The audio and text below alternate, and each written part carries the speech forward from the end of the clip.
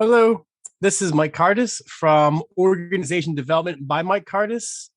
Today, he's sharing with you 3 ways to determine and to evaluate your team effectiveness. Now,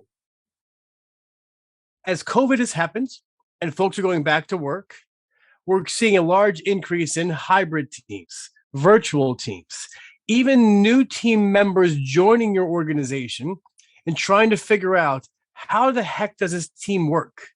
And if you're a new team leader or a manager or an experienced one, these 3 things will be helpful in you identifying how to look at the effectiveness of your team, what areas to improve, and ways to create internal metrics and data to share with the organization. So what we see here are the essential 3 areas. And they fall back to common areas, right? So we look at teams in the area of productive outputs, areas of contribution to personal well-being. And the third part is enhanced capability and interoperability of folks inside the team. Let's break these down a little bit.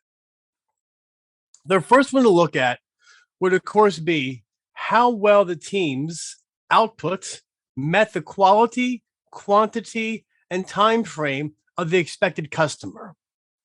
So if I'm working for you and I'm the team lead and I need to deliver a team goal or a team project to you, your feedback on how well it met your expectations, the agreed upon time frame and scope, the communication process, and how satisfied you are with the team's output is only one indicator of effectiveness. It's not the only one. Going forward, a second indicator that we often look at is how the process of doing the work increased or decreased team members' desire to work together again in the future.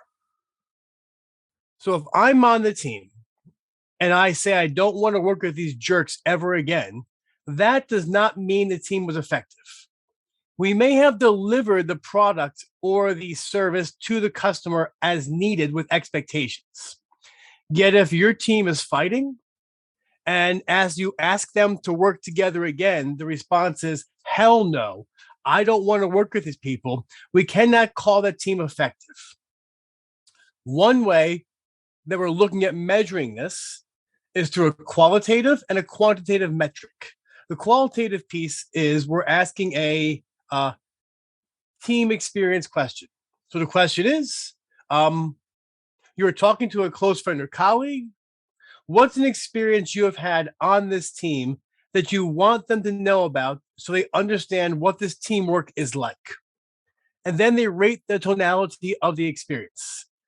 Highly positive, positive, neutral, negative, highly negative. Those indicators can help you figure out where the team is working well and where some of the bad apples might be. Additionally, you can work those metrics to understand how likely are folks to want to work together again in the future. And the third part we look at is the amount to which the team experience contributes to the personal well-being of team members. Do I learn new skills? Do I feel that there's high psychological safety? Do I understand the level of intimacy inside this team? Do I learn new skills and new practices by being on this team? That is a valuable way to look at the team and say, as team members, are you learning new visualization? Are we finding new ways to interact with customers? That's another effectiveness piece we can look at and put into the ratio of productive output, interoperability, desirability, and skilled learning. So on each of these metrics, we see these 3 areas.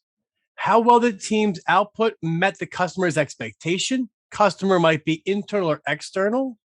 How the process of doing the work increased or decreased team members' desirability to work together in the future. And the amount to which a team experience contributes to personal growth and development.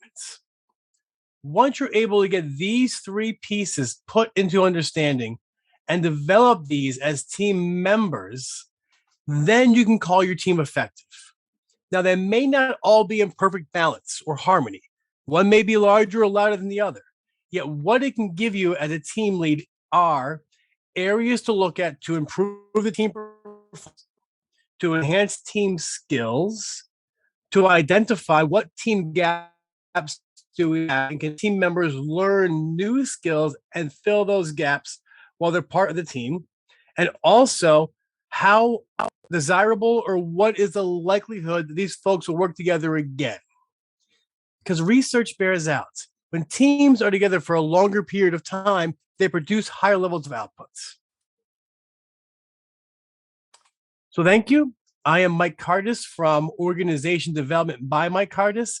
Please contact me to enhance your teams, to create better leaders, and to support your organization to remain innovative, retain its talent, and keep its competitive edge through capacity building and organization design to ensure the sustainability of your work and your success. Have a good day.